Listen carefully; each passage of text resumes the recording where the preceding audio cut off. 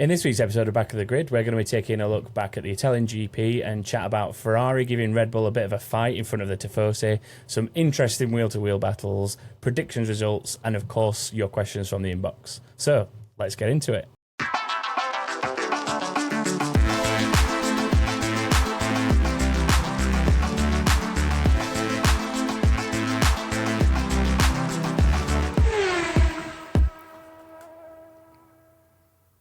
Hello and welcome to an episode of Back of the Grid. With me, I am back from Hollybobs. I've stopped leaving these two on their own to deal with stuff. And who are you? I am Tom. Hello. See, the short intro music nearly caught me out then because it's been a while since I've heard that version. So, You just be an unnamed presenter. the unnamed host in random F1 merch every week. Now, I am joined, as always, by Chris. Hello. Remember three-person podcasts? And of course, Stu. Hello. Right, so I've done that little quick intro. I don't know what to do now. It's weird, isn't it? It's weird doing like the cold intro and then like it's a bit sort of discombobulating, but you'll get used to it. Just dive in. That's it. Well, I mean, I actually, before we just get too far into the race, I want to ask you both about qualifying. I want to talk to you both about the tyre format thing again, because obviously we've had another session with it now. Yes. And I want to hear your opinions on if you think he added anything to that session or if you think we'd have ended up with what we got regardless. I'm intrigued. This is definitely a question for Chris because I watched it on mute at home. I definitely don't. I think all it's added really is more questions than anything. Like, the only difference for me was I came out of that qualifying wondering if Alpine really were that bad here or if they just couldn't get the hard tyres switched on. But that aside, I just don't think it really adds anything. I don't really think it took anything away either. It just was a thing. What it adds is that they don't have to cart as many tyres around for a season if they do it. Yeah. And I think if it's not taking anything, because I didn't get the impression that it took anything away either. I think what it does do is it makes the practice sessions more interesting, actually, because it means that they've got to run. Because I watched practice a bit for a change. Mm-hmm. Well, I mean, I try to watch practice anyway if I can, but I did manage to catch practice because we had actual practice sessions in a Formula One Grand Prix weekend. And it does mean that they've got to do more running on the slower tyres and on the slowest tyre, on the hard tyre. They've got to get their heads around it and make sure that it's working with them, because it does make a difference to their qualifying session and to their weekend if they don't get that tyre right. So what they've done by accident is made practice a little bit more interesting and thus made sprint races slightly less important, or there's less reason to have sprint races now because there's more reason to watch qualifying to watch practice to see who's doing more on what tyre. So I don't think that's necessarily their aim. I don't think they want I think if anything, like, they're trying to make sprint races more important and more appealing, but this to me adds more intrigue to the practice sessions. I think I agree with you. I think it's added more interest, but it also, I think on average there was just less running in the practice sessions just because they had less tyres to work with, and that obviously sucks for the people there at the track because you're seeing less cars going around. So maybe a little bit of a double-edged sword there, but honestly, if they hadn't had the if they ran qualifying without the stripes on the tyres, I don't think I'd have noticed they were doing anything different to a normal qualifying. Yeah, I think that was my sort of takeaway from it, that I don't think it particularly added anything, but it also didn't really detract. So I think, are we due to do it any more races this season? I can't remember if they scheduled it for any others. I think they said they were going to do 3. I don't know if they've said two, exactly where yet. But I think they were originally going to do Imola, weren't they? They were going to do it at Imola. Yeah. And they didn't, yes, that was one of the first they ones. Go to Imola. So they did Hungary instead. They'd always planned Monza. I don't think they've said what the third's going to be yet. Yeah. I mean, it'd be interesting to see what happens by the third one, but honestly, I don't think it's adding or doing enough to warrant being like a permanent thing. But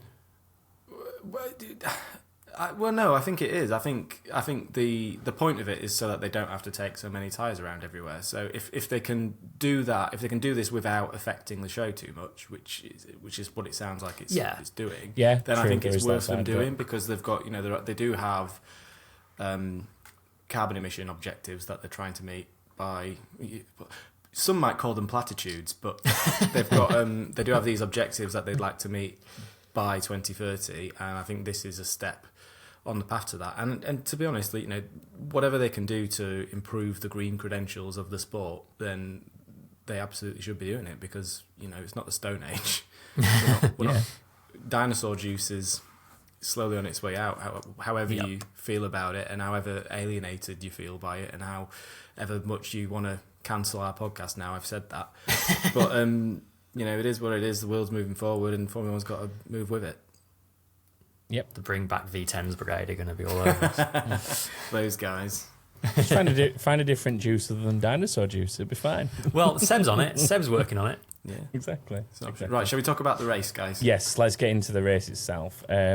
Chris, I know this is normally your bit. Do you want to start us off with this full Red Bull Ferrari battle I alluded to earlier? I will. All in all, a good race, I thought. I've seen people say probably the best dry race of the season, which, thinking back, I can't think of much to. I mean, a lot of them have been wet. It's been a lot. Yeah, exactly. That's a small sample size this season.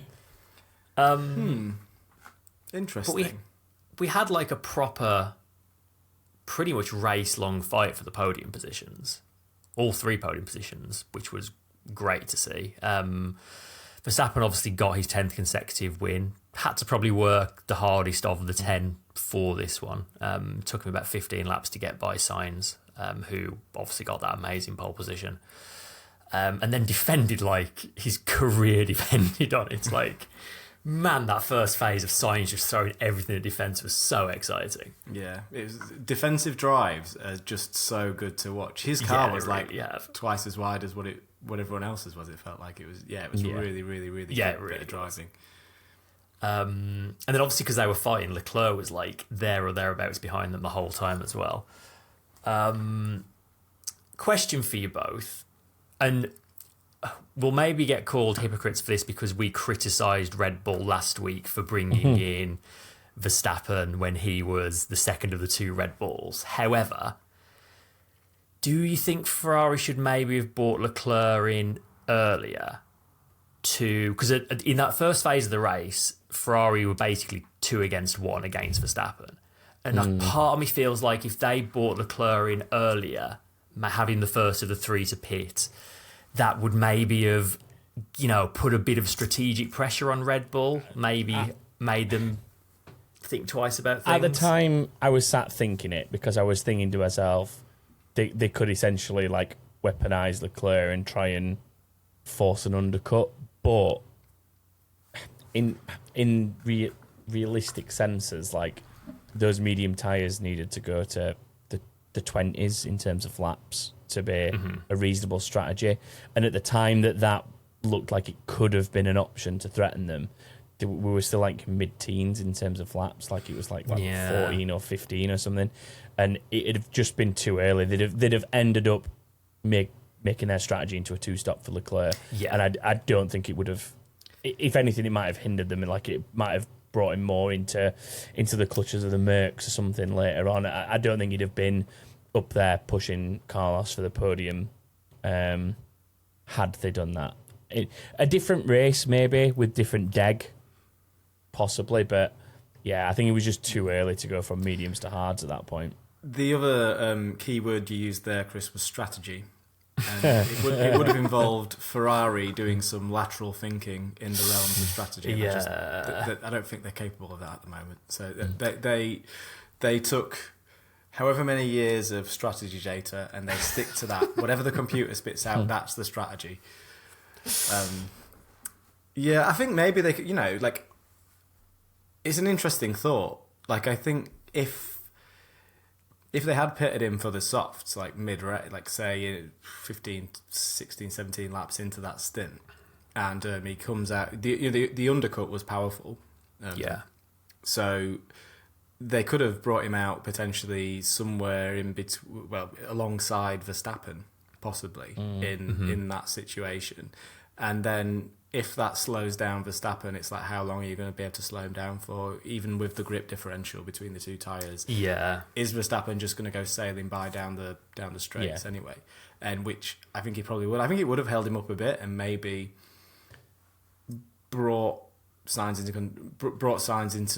extended the battle between him and Sainz for a few more laps. But I think ultimately their race wasn't with Red Bull. Their race was kind of their own. Like they weren't quite on Red Bull's pace, but certainly weren't on Verstappen's pace. Yeah, and both Red Bulls had the pace to overcome both Ferraris. So I don't think they were ever winning that race. I think the Red Bull's just too good at the moment.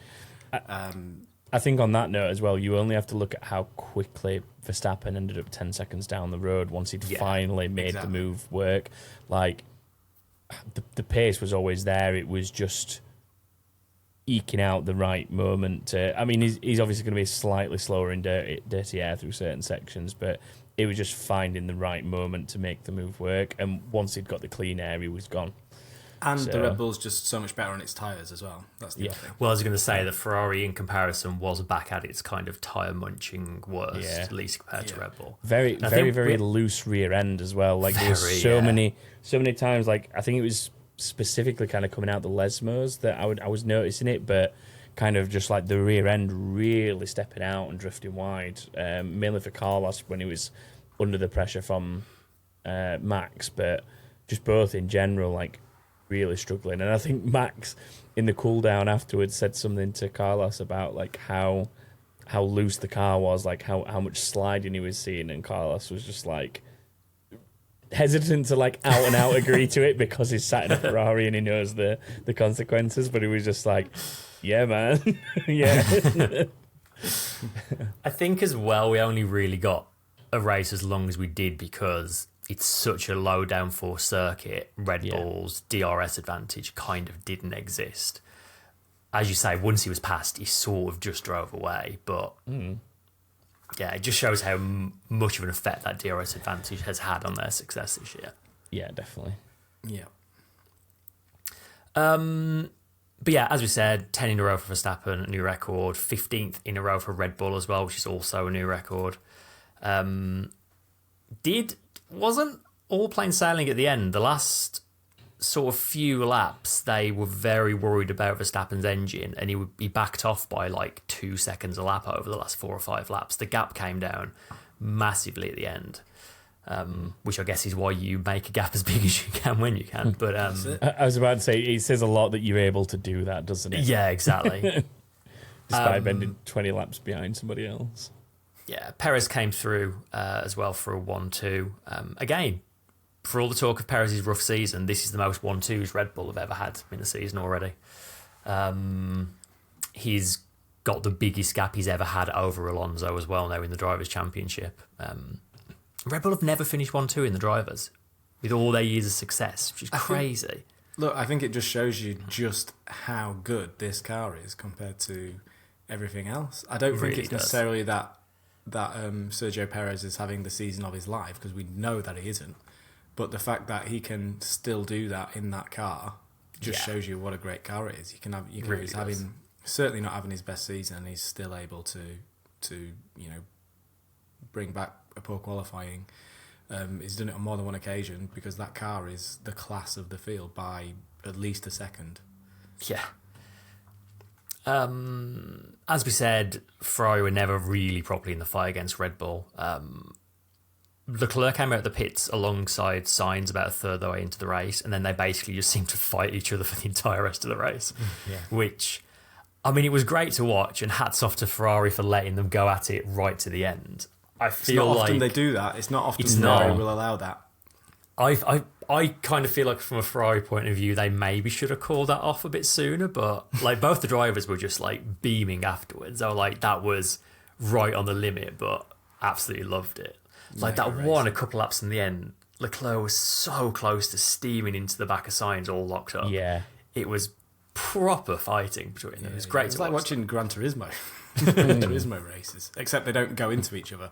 And the other one was Sainz repassing Leclerc after their, how close he must have been, like touching. The wheels were like interlocked. They were like briefly. literally like almost touching. Yeah, so close. It was so good.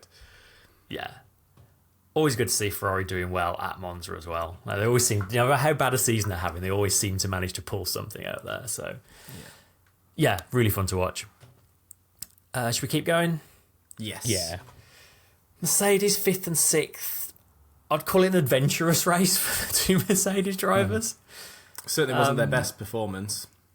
No, not all round really. They both got 5-second penalties. Russell's was just silly. So Russell came out of the pits behind Ocon, who hadn't pit yet, and kind of tried to get past him straight away, ended up cutting the chicane, and then just decided to just not let him by and stay ahead of him. So he ended up getting a penalty for passing someone he wasn't even in a race with off track. Like, I know you need to maximise your outlaps, but I do I think that one was a tiny bit harsh maybe on Russell, because it didn't really affect his race or Ocon's race or anyone else's race. It was kind of I know, look, rules are rules, I guess, and like if someone leaves the track and gains an advantage, then yes, that's a penalty. But there's an argument to say he already had such an advantage over that car that leaving the track wasn't necessarily giving him that much more of an advantage, because he was always going to get by that car in no time anyway. So that's probably what he had in his head when he carried on going. So I think it is a little bit harsh on the stewards, given that some of the penalties that they've given over the course of the season have been more about the result of what happened than the actual infraction itself.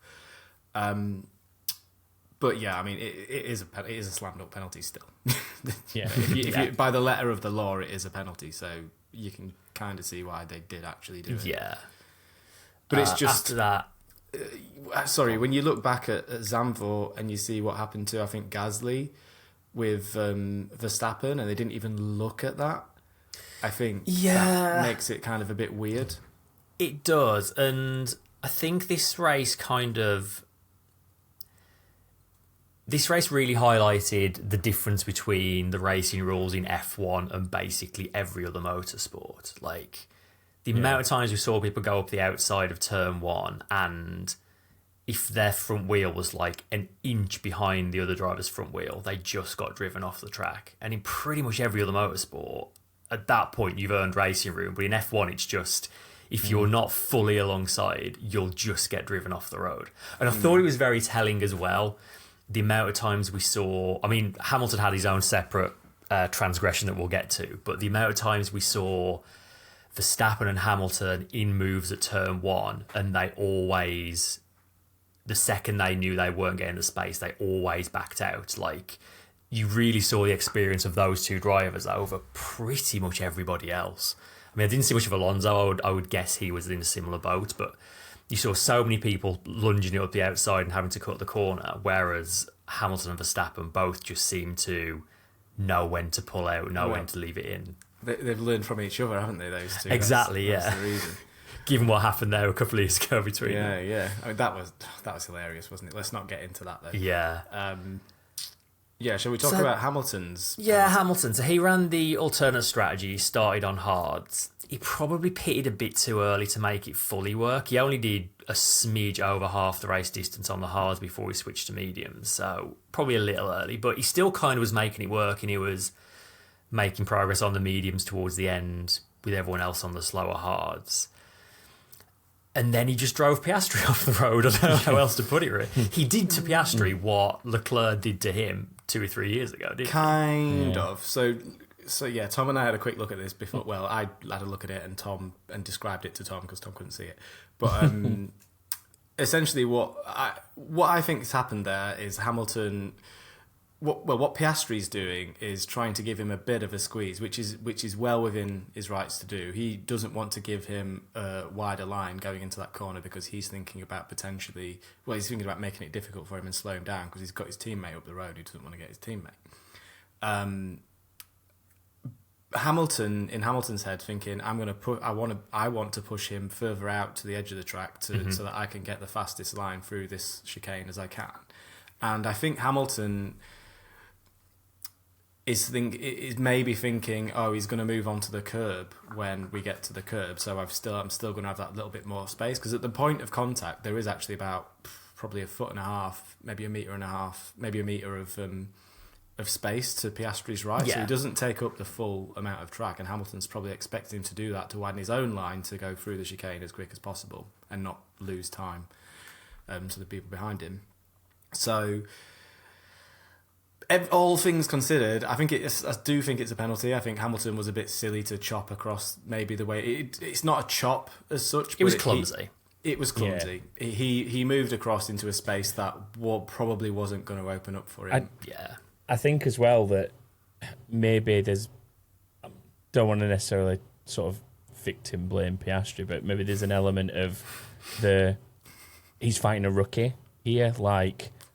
Do you know what I mean? There's maybe other drivers that, you're saying, Stu, like you would have expected him. You feel that like maybe somebody else might have used a little bit more of the curb to, like you say, sort of take a bit more speed into the corner and not compromise their own line as much. Maybe other drivers on that grid possibly would have, and that's why Hamilton's expecting it. But Piastri's not been in a battle like that before with a 7-time world champion on the inside. Like he's not experienced that, guys, because. At the end of the day, he's like barely halfway through his first season. Yeah, he's not. So I think there's probably an element against... of that to it, but I'd also expect Lewis to be sort of somewhat thinking about that, like know the difference between fighting someone like that and fighting an Alonso or Verstappen or whoever who's been around the block a few times. Yeah. I think the whole thing was a little bit. Piastri could have moved over a little bit and made a bit more room. The car was clearly onside, and it was Hamilton's corner at that point anyway. But also Hamilton didn't have to move. He did cause a collision. He moved over to the right and tried to move into the space that was already occupied by the McLaren. Yeah. Essentially, Piastri could have moved but didn't have to. That's the crux of it, isn't it? Yeah. And Hamilton held his hands up and said it was on him as well. So. Yeah. He was, by the letter of the law, whoever is predominantly to blame for that is going to get a penalty, and Hamilton was predominantly to blame. I don't think anyone can deny that. So it is a penalty. It is a shame Charles Leclerc didn't get the same penalty for doing exactly the same thing to Hamilton a couple of years ago, but it was a couple of years ago. So I mean, herein lies the other element of it as well. Like, I can't remember what the damage situation was the last time it happened between those two, but it's that age-old adage I always come out with of the consequences of the incident seem to impact like how severe or stern the penalty is. Like, had they just wheel banged and both run through the little yellow marked like escape road version of the chicane and come out like virtually side by side or with Lewis just ahead, I suspect there would have been no penalty. And it's the fact that it's the damage that's caused Piastri to have to pit that is therefore then led to the penalty. Yeah. They should really change like the wording of that rule, like to something like damaging another car or something like that, because that's when they seem to apply the penalty, is when like another car sustains damage from the contact rather than just like because then like if it was wheel banging, that's still a collision, but they never apply the rule to that, do they? Exactly. There is actually there's a really interesting question in the inbox directly related to this. We might as well do it now, actually. Go for it. Get it. From Griff, who says, yo dude, I understand we don't want penalties ruining the sport. However, 5 seconds seem cheap given how often drivers are able to overcome them. And yes, Hamilton, ultimately, his 5-second penalty didn't mean anything because he pulled a gap. In the Australian Supercars Championship, penalties are based on what's fair to the driver disadvantaged. Meaning if you put a driver to the back of the grid, you get sent there too. It's not perfect, but it does mean drivers are sufficiently punished. Should we get harsher penalties that are harder to overcome but not totally debilitating? Additionally, in Aussie Supercars, we punish teams, not drivers, in most cases for pit stop errors with fines and point deductions. I strongly feel this should be adopted. Okay, well, let's first 2 bits there. Yeah, Griff is clearly Australian and perturbed. Or at least just a big Aussie Supercars fan. Yeah, and perturbed that his countryman has been sort of disadvantaged, I think, a little bit here. I think that shines through this question somewhat. But I think he makes a good point. I think he does. damage. I mean, it's kind of what they do. That they're trying to do. In a way, they're trying to do that by implementing these kind of penalties when it severely adversely affects someone else's race. I think it's sort of done in an unwritten way in F1, isn't it? It's kind of a halfway house. Like, they have the rules that are very much just these are the penalties for these things, but then in reality, they do always seem to lean harsher given the outcome. I think like it is part of it is the problem. Part of the problem is the wording. I think if the rule was causing a collision and damaging an opponent's car, or just damaging an opponent's car, then that makes it so much more obvious and so much more understandable that the penalty's being applied. Like if it's just causing a collision, then that's not enough for me. Like, cars collide all the time in other formulas. You've always got people in certain formulas. It's rubbing is racing. So if you applied causing a collision to that, then you'd literally think of NASCAR. Like, you wouldn't finish a race without the entire grid having a penalty. So yeah.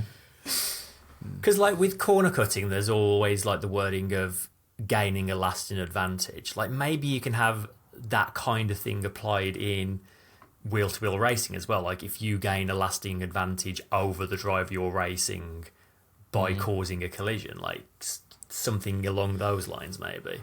Yeah, causing a collision and gaining a lasting... But then, like, does that apply to wheel banging, then, though? Is that... Well, yeah. If they just touched wheels and Piastri had to cut the corner.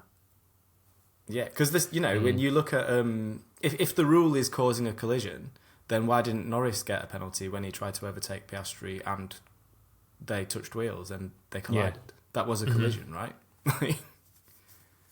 That's. I mean, in the grand scheme of things, it's not fundamentally that different, is it? Really?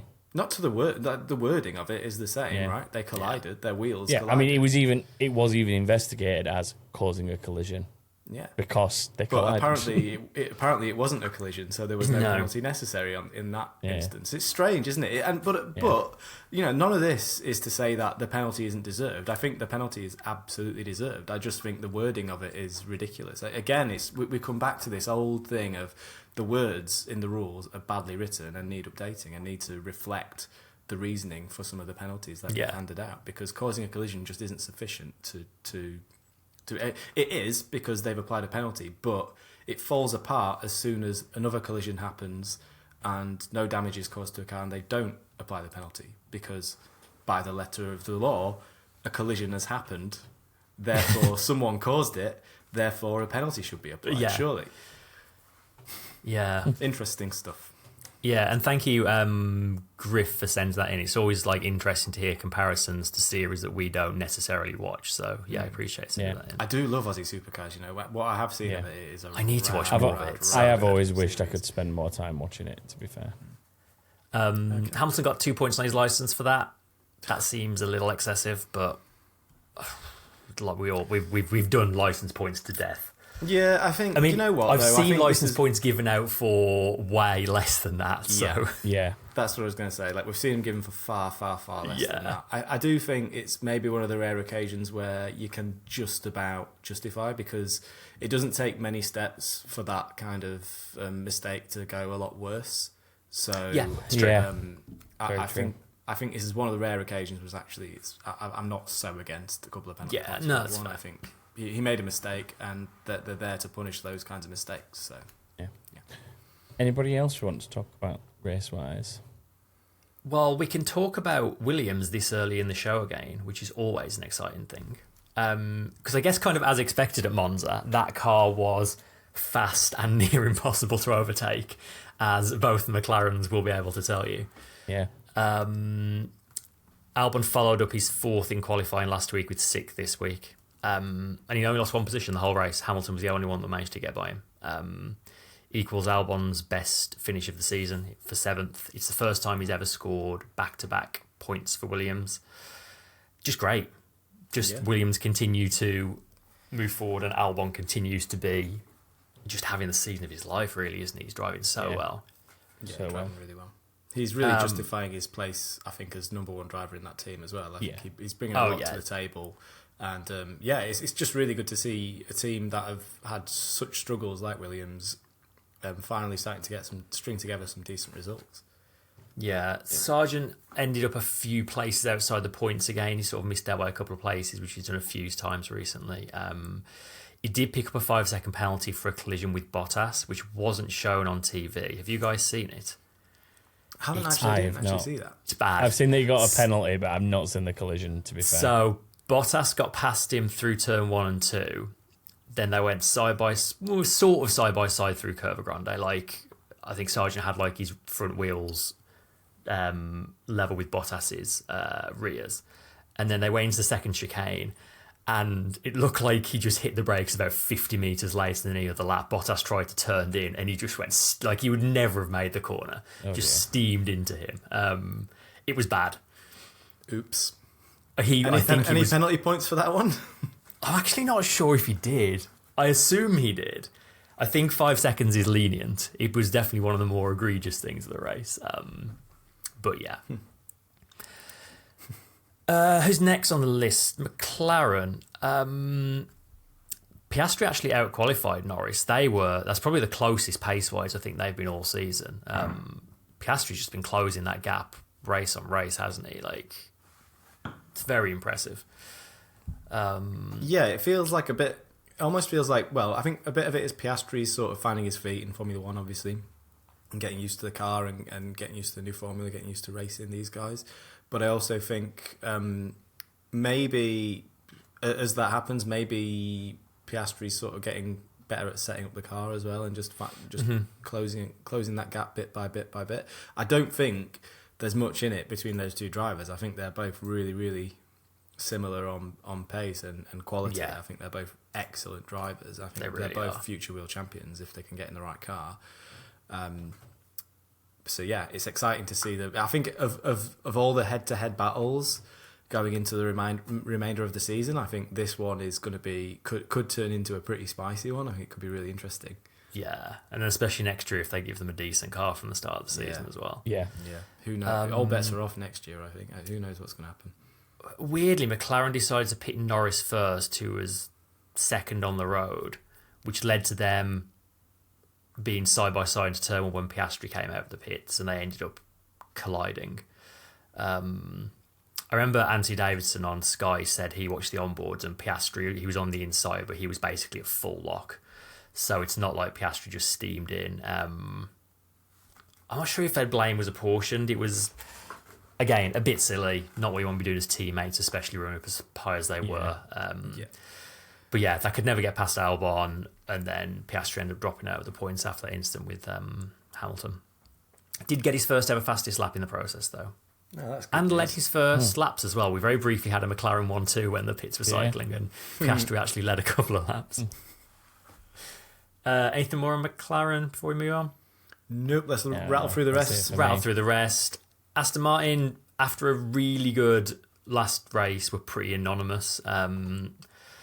Alonso qualified 10th and only climbed one place. Stroll had a nightmare weekend. He lost a load of time in practice with car issues. Qualified last, I think, or last but one, and he only finished again ahead of the Haases. Yeah, he had Drugovich in his car in FP1 as well. Yes, and then he had electrical issues, I think, in FP2 as well, so he had like minimal practice time. Yeah. Still pretty poor though. Aston Martin have now dropped behind Ferrari, so they're now sitting 4th in the Constructors after starting the season a solid 2nd. Which is, I mean, we've talked at length already about where the points are coming from in that team. We'll not keep flogging that dead horse right now, I guess. Alfa Romeo, Bottas also did the alternate strategy like Hamilton. He made that work to get up to 10th. First time Alfa Romeo scored points in 6 races, and broke the special livery curse in the process, which is good because that car was stunning. Best livery of the year, I reckon. So nice. So much better. Yeah, it looked amazing, didn't it? Keep it. As soon as I saw it, they should just keep it. Why not? It looked awesome. Why not? The way the Italian flag looks like a waving flag, even though that line is like straight in the design from different angles of the car, it looks like a waving flag. Yeah. It is so clever as a piece of design, and so nice to look at as well. Just everything about that car it looks so gorgeous. I wish I could have seen it in the flesh on track. Imagine if that looks that good on TV or in photos. I know. And you think how good a Formula 1 car looks when you see it in the paint. Yeah. Then, that car must have looked amazing in person. Yeah, so good. I mean, Alfa Romeo have only got a handful of races before they bounce anyway, so why not just keep it? Yeah, why not? So there's probably some rule against it. It's a boring rule. Yeah, probably. They get fined billions of pounds for boring having rules. A different paint job. Next team. AlphaTauri lost Tsunoda on the formation lap, as we mentioned. Lawson, another pretty solid performance, I thought. He got into Q2. He was only a couple of tenths behind Tsunoda. He finished 11th. He was only 6 seconds off scoring a point. Interestingly, that's the best position that car has finished all season, because De Vries' best finish was 13th and Ricciardo's was 12th. So in terms of finishing position, he's already dragged it higher than either of them managed to. He was also the highest of the finishers that did 2 stops, which kind of makes me wonder if they'd done a 1 stop, he might actually have got a point or 2. Maybe. But solid drive from him again. He's doing a really good job. Yeah, in qualifying, he was only fractions of a second off. Not even 2 tenths, I think. Yeah, they're all fractions of a second off. Yeah, but he was just ahead. I think he was just ahead of Tsunoda in qualifying. Didn't he beat him in qualifying? I think in Q1 he was ahead, but in Q2 he was just behind. Oh, okay, yeah. Sorry, but I definitely remember looking up and seeing Lawson ahead of his teammate, thinking, "Oh wow, this kid's got the goods." Yeah, definitely. It looks almost certain he's going to be in the car for Singapore. Red Bull are saying Ricciardo returning for Japan is the optimistic aim, but it's probably more likely Qatar at best now. So it looks like Lawson's got at least another couple of races. There's no point in risking your recovery. I think, especially when they're looking. I think they're looking at long game with Ricciardo more than maybe they are other drivers. So I think they need to keep him. Beyond his F1 career, I think he'll still be a part of Red Bull now. The way things are going for him is, he's going to be putting a lot of sim work and stuff. Is a big asset to that team, and they need to take care of him. They can't rush his recovery. He needs to be, recovered and recover properly before he's risking himself driving an F1. Lawson's giving them a bit of a headache now, though. Like, if they don't get Lawson in a car pretty soon, another team's going to come and snap him up for sure. It's possible. At his current form. But if he's beating Yuki Slowly Tsunoda, days, but we're back to Red Bull having too many drivers again. It was always the case in the past. Isn't it? Yeah, it really is. Alpine, I think we already mentioned, they were dire. Both cars out in Q1. Ocon retired with a steering issue. Gasly 15th.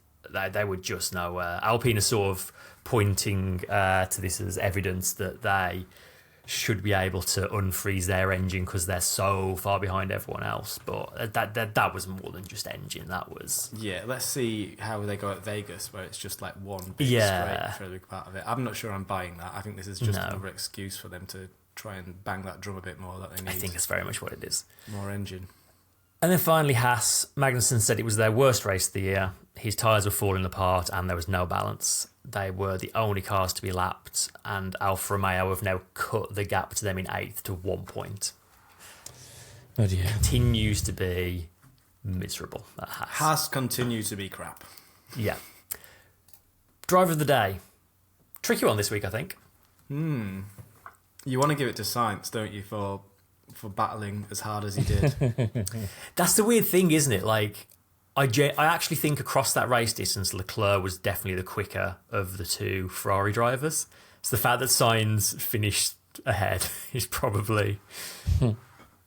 Yeah, it's one thing being quicker, but you need to be quicker enough that you can get by, and he just wasn't, was he? He wasn't. Yeah. And, and Sainz earned that position on track because he qualified ahead of his teammate. So... without opening the most overrated driver on the grid can of worms, I think that's probably the chief criticism of Leclerc, isn't it? Like, he's an incredibly fast driver, but when it comes to wheel-to-wheel racing and making overtakes, maybe not quite got as much in the toolbox as some other drivers do. Yeah, I can agree with that.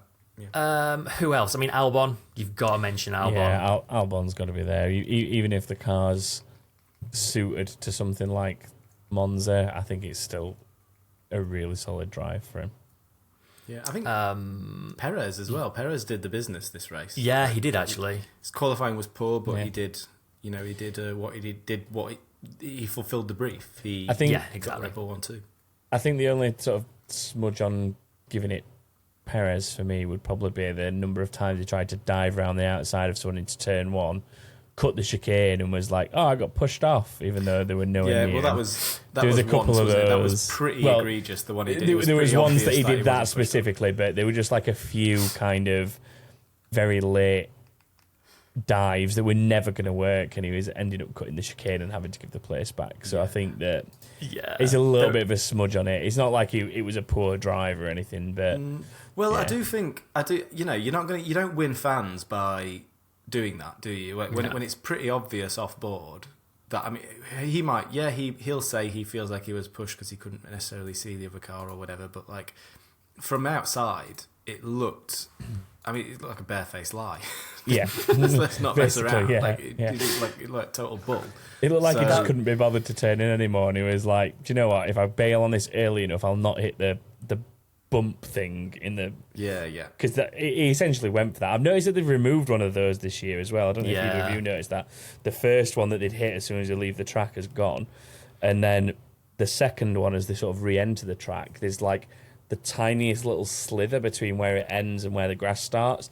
And he essentially went, there's a bit of a lock-up. I'm opening the wheel up and I'm going for that little gap there. That's what happened in that scenario, at least, anyway. There was that one against Russell when he went steaming in. Yeah, that's the one. Never making the corner in a million years. Like, he pushed me off. Yeah. It's not his first time doing that as well, either. Like, I've seen him say these sort of silly things before where it's just blatantly not true. And I don't know whether it's just... I feel like we're coming down a bit hard on Perez this season. But we probably are.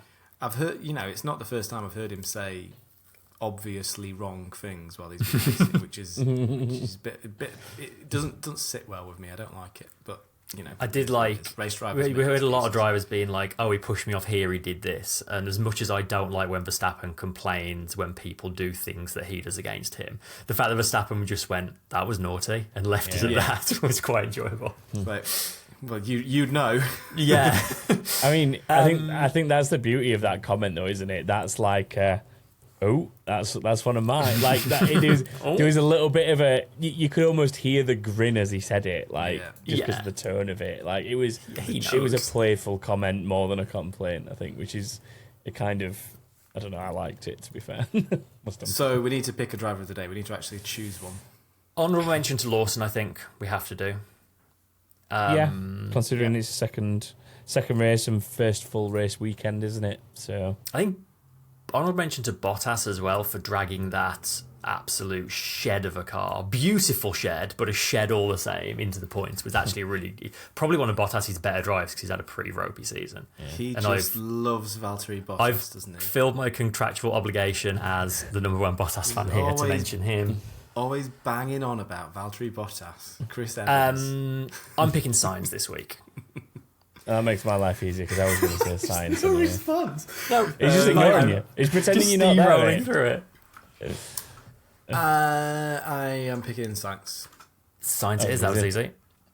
Should we talk about moves? Move of the day, yeah. Mine is Sainz coming back on his teammate round the outside through turn 3. That was very good. Have you seen that Lawson move on one of the Haas's? Yes, the virtual dive bomb. It was he was channeling the man he replaced on that move. He was, yeah. Pretty much. He was channeling Ricciardo on that move. It's such a Daniel Ricciardo overtake. And I know it was against the slowest car on track, but even so, it's miles back. Yeah, it's a long no way is this a move. No way. Surely not. If you've not seen miles and miles back.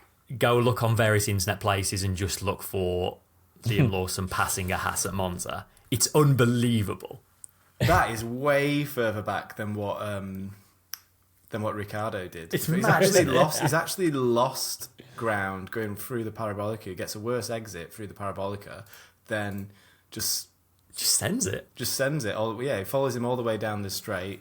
He's in the slipstream, but he's not really getting any closer until he gets to the braking zone where he just plain old out brakes him by a long way. lot. Wow, that's a mighty move. Yeah.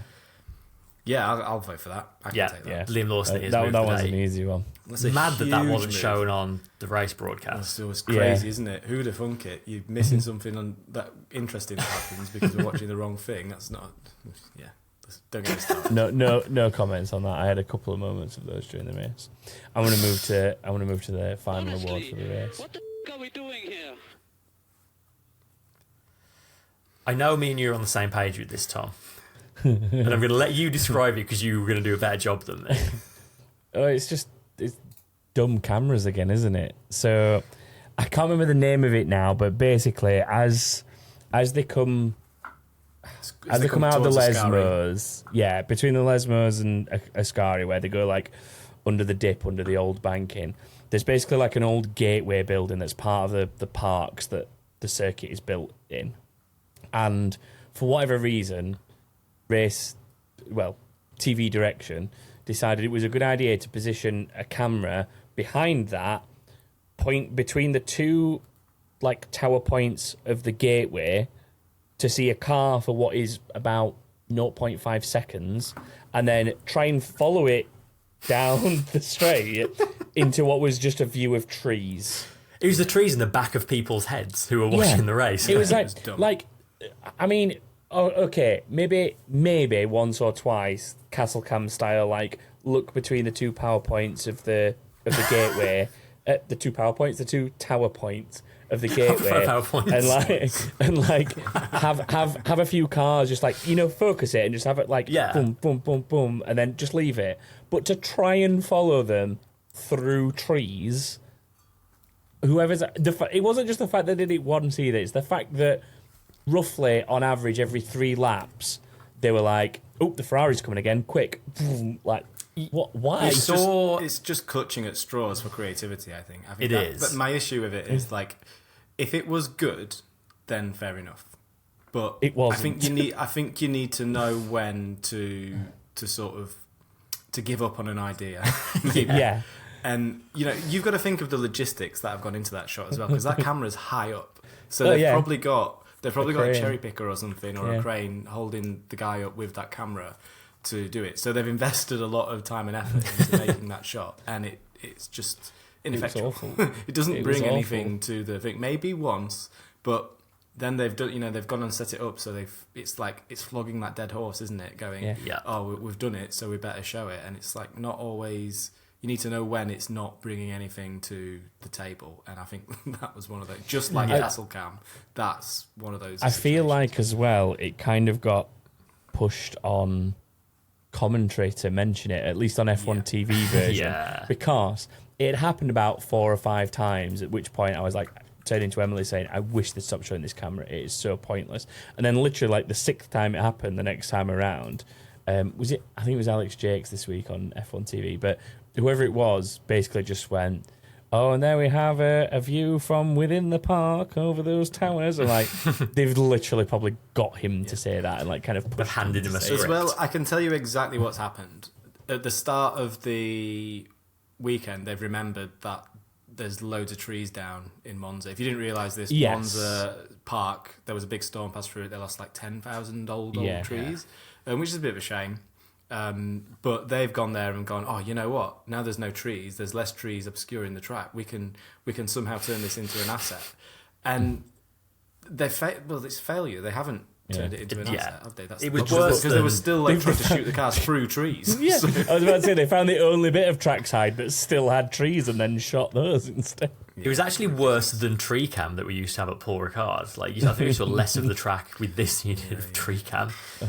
It good old Castle Cam. It's becoming a parody of itself almost, isn't it? Tree I mean, it was essentially a fusion of Castle Cam and Tree Cam that they came together and made the ultimate terrible camera shot. The logical, terrible conclusion. By talking about this for this length of time, we're just encouraging them. We need to move on.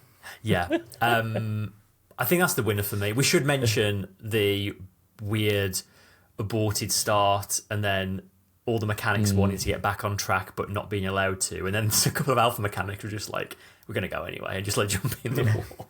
Yeah. And to no consequence as well. Yeah, weirdly. Yeah. But I think it's new dumb camera angle. is Nice. the winner here, Yeah. if you can call it a winner. Right. On that note, I'll talk about some actual winners, some prediction winners, and some fantasy winners. So, okay weekend for us. I mean, we all went double ver, so that didn't go too well. But we all got the win at least. Chris and I got 18 finishes, and my lack of faith in Alpine came good, and I got Gasly in 15th. For those wondering, Ocon is officially classed as first DNF. So if you did have Tsunoda and were wondering why you've not got points, it's because he never started. And if you are to not finish, you have to have started. So them's the rules.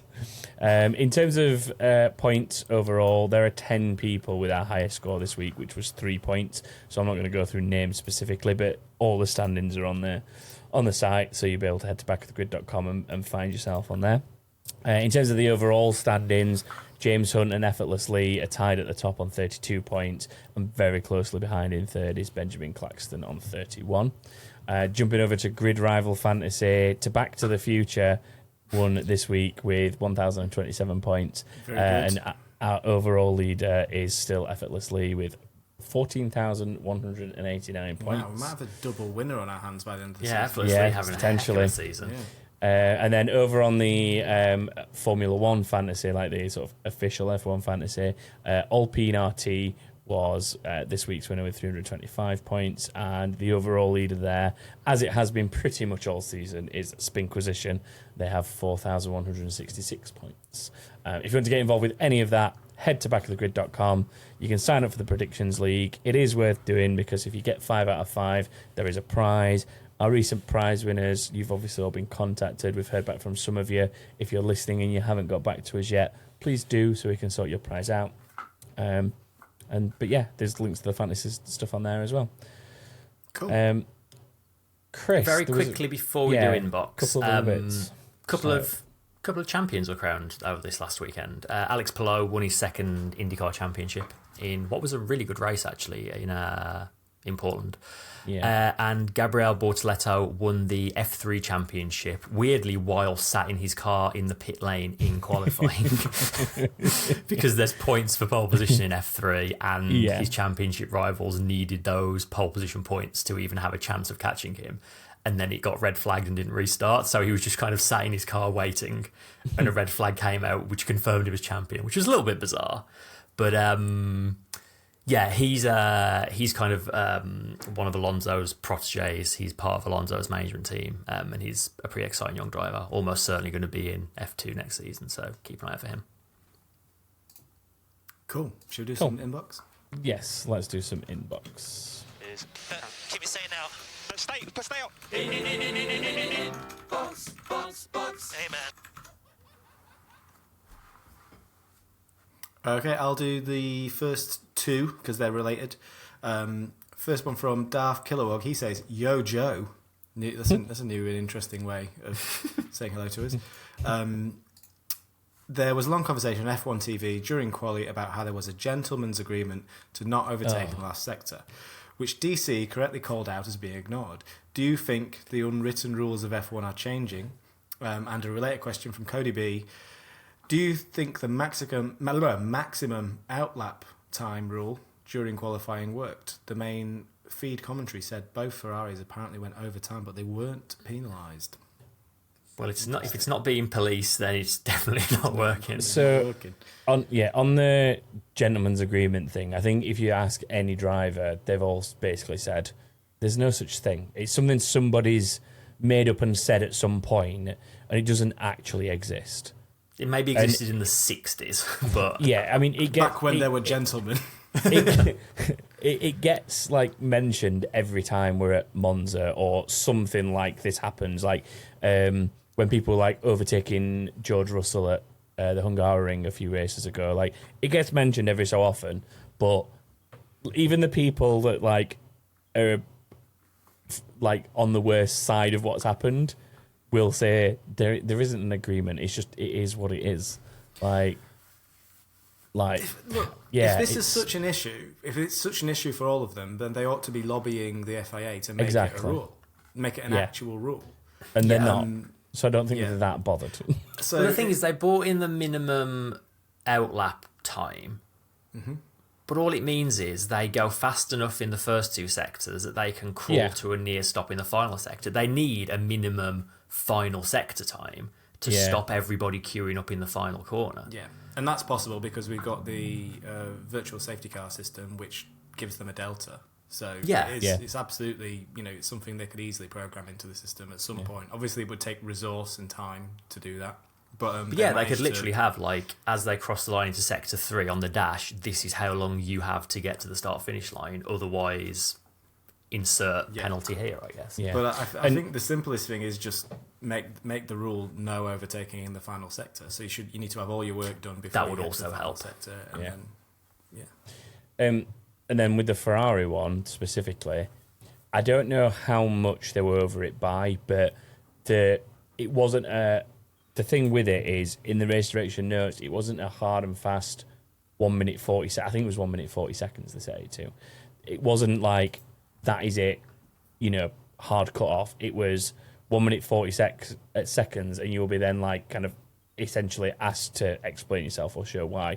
And, like, something legitimate like, well, there was a slower car in front of me that I had to kind of, deal with, and it messed up what was my delta time, was sort of not necessarily deemed an acceptable reason, but it was like if you were like half a tenth or a tenth too slow, and you could basically say, well, look, so-and-so got in my way in the final corner.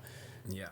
Whether that's the circumstances Ferrari wonder or not is a whole other thing, but there was kind of wiggle room in it, basically, if there were mitigating circumstances, and that was written within the... There's always the race director's wiggle room notes. in Formula One rules. It's the way it works, isn't it? FIA rules.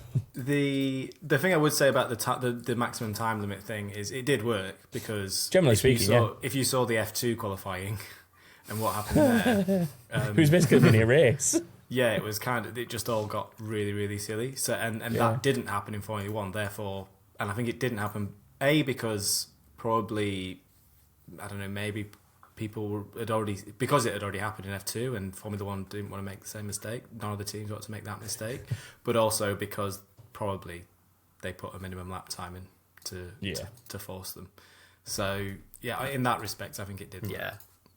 Apparently, the Ferraris went over their lap time because they said they had to get out of the way for cars who were on quick laps, which there you go. Is a fair excuse. Yeah. So there you go. And then a quick one to round off inbox. Charlotte Taylor says, Lawson is doing a brilliant job, settling in a lot quicker than De Vries did. Marco clearly made a mistake choosing Nick over Liam. Is Marco's job at risk, and who should replace him? Oh, that's so good. Apply the Red Bull driver logic to everyone at Red Bull. Yeah. Why not? It is... Yeah. It is a rare L for Red Bull young drivers, really, isn't it? Like, there's been a lot of chopping and changing, but the fact that he actually overrode Christian Horner's choice and it panned out that badly is interesting. Lol. Yeah. At least all the other AlphaTauri drivers know no one else is going to come in now, because you're only allowed to run a certain number of four drivers per team per year. So they've hit their maximum this year at least. Yeah, there was a stat around that. I think the last time it happened was something like maybe when Massa got an injury in 2009. No, more recent than that. Is it more recent? It was the season when Kvyat, Verstappen, Sainz and Albon all raced for Toro Rosso. Switched mid-season, didn't he? Palmer got ditched by Renault. Because the fun thing of it was they were talking about it, and with Jolyon Palmer. No, Palmer wasn't on the commentary team, and they're like, "This is the one time we get to use this stat," and luckily Jolyon's not here. No, they did mention it when Jolyon was there in practice. Was it Jolyon that brought it up? Maybe it was the other way around. Because he was like, it might be lost something my else. drive. It was Jolyon. Yeah, it was like, I remember because I lost my drive because of all this. Yeah. So. But there was ones like they were trying to come to them, and I can't believe they never mentioned Ferraris like Felipe Massa, Luca Badoa, Giancarlo Fisichella, and then didn't they have someone else in there as well before the end of the season? That was in 2012. I want to say. No, because that was their limit, wasn't it? Because it's 4 per team. Alonso was the other driver at the other time. Yeah, at the time. as you So saw. that's the 4. Oh yeah, of course, yeah. Because Well, you there you other go. drivers. There's one Good that they old didn't Luca mention. Badoa. There's one they didn't mention, which I was absolutely howling at the TV. Like, why don't you mention the Ferrari one? But yeah, Yeah. cool. There we go. Journeyman of journeyman drivers, Luca Badoa. Yeah, definitely. Well, that rounds us off for this week. So thank you to everyone who's joined us. Thank you particularly to Discord, who were basically from our Patreon. So if you want to get involved with that, head to patreon.com/backofthegrid to find out more. If you want to get in touch with us in general, you can head to just pretty much any social media, X, if that's what it's still called by the time this goes out, Facebook and Instagram. You can find us on there. And obviously another special thank you to YouTubers, because we have now hit 200 subscribers. So Woo! that's a nice little milestone for us in such a short space of time. So thank you to everyone who is partaking in that side of things. But as I say, you can get in touch with us by leaving a comment. Or Yes, you can. And tell your friends. And tell your friends.